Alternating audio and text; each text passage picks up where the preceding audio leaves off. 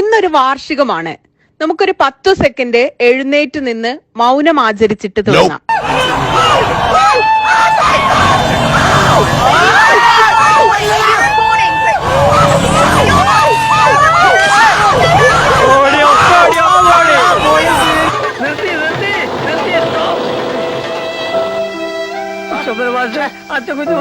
എന്നെ തല്ലി ഈ നിലയിലാക്കി.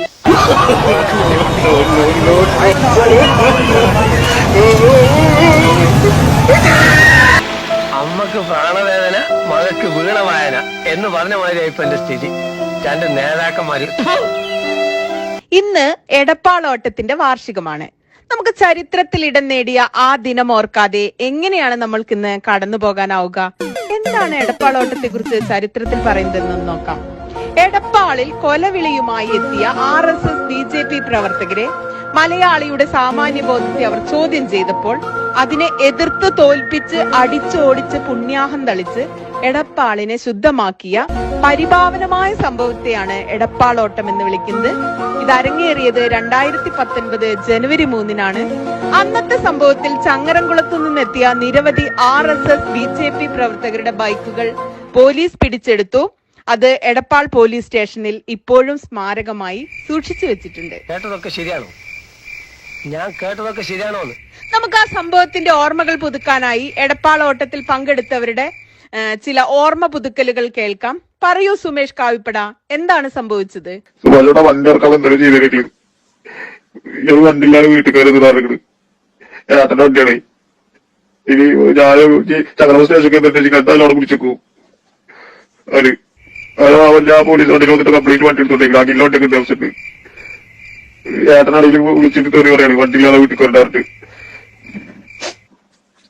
ഞാൻ ഒറ്റയ്ക്ക് ചങ്ങനാശ്ശേരി സ്റ്റേഷൻ വീട്ടിൽ എന്തായാലും പിടിച്ചേക്കവര് കേസ് എടുക്കും. നിങ്ങളത് വിളിച്ച് പറയാ, അല്ലെങ്കിൽ ഇന്നത് കൂടുതൽ വരും. ഞാൻ ശ്രീരേട്ടോട് പറഞ്ഞു ശ്രീരേട്ടവരെ കുറച്ച് ദിവസം കഴിയും കിട്ടാറ് വണ്ടി ഇപ്പൊ തന്നെ ചെല്ലാൻ പറ്റിയത് ശ്രീരേട്ട പറയുന്നത്. ഇപ്പൊ എല്ലാവരും ഉണ്ടാവിച്ചിട്ട് നമ്മൾ ഇതിൽ ഇറക്കിയത് തന്നെ എന്തെങ്കിലും ചെയ്ത വർഷങ്ങള്. സുധീവേ, ഒരുമാതിരി തന്ത്രിയിലൈഡിയ പറയരുത്. ഞാൻ നിന്നെ വീട്ടിൽ ഒന്ന് വിളിച്ചോണ്ട് പോയല്ലോ. വീട്ടിൽ കിടന്ന് ഉറങ്ങിയ എന്നെ നീയാണ് പറഞ്ഞത് സംഘബലം കാണിക്കണം, RS കാണിക്കണം, ആചാരലംഘനം സമ്മതിക്കരുത്, നിങ്ങൾ സംരക്ഷിച്ചു കൊള്ളാം എന്ന് പറഞ്ഞാൽ എന്നെ വിളിച്ചോണ്ട് പോകുന്നത്. അവര് ഏതെല്ലാം മെഡിക്കൽ കോളേജിൽ ആഹാരം കൊണ്ടുപോട്ടല്ലേ നിങ്ങൾ എന്തിനാ വണ്ടി തീർക്കാൻ പോകുന്നത്? വണ്ടി തീർത്തോണ്ടല്ലേ പ്രശ്നം ഉണ്ടായത്. ആദ്യത്തെ അടി കൊണ്ടപ്പം നീ ഓടി. എന്നെ ആരാ സംരക്ഷിച്ചത്? റഹീമിന്റെ ചെരുപ്പുകളുടെ പുറകെ കൂടാണ് ഞാൻ മെയിൻ റോഡിൽ കയറിയത്. മെയിൻ റോഡിൽ ചെന്ന് കയറുമ്പോഴോ പാർട്ടിക്കാരാണോ BJP-ക്കാരാണോ ഇനി MSF-കാരാണോ ആരാന്ന് ഞാനങ്ങനെ അറിയാം. എന്റെ ചെവി കൂടാ പൊന്നീച്ച പറഞ്ഞതും പാറ്റ പറഞ്ഞതും. ലാസ്റ്റിൽ പാർട്ടിക്കാരെന്ന് പറഞ്ഞ് കാല് പിടിച്ചപ്പോഴാണ് അവർ വിട്ടത്. മുദ്രാക്യം വിളിപ്പിച്ചിട്ടാണ് അവിടുന്ന് വിട്ടത്. പോലീസ് പിടിച്ചൊന്ന് പോയിരുന്നാലോ? കല്യാണം കഴിഞ്ഞ് 3 മാസമായി അവൾ അവിടെ വീട്ടിൽ പോകും. എന്റെ അക്കൗണ്ട് മരവിപ്പിക്കും. ഞാൻ അകത്ത് കിടക്കുകയും ചെയ്യും ജാമ്യമില്ലാതെ. തന്തയിലഴിയ കാണിക്കുന്നു.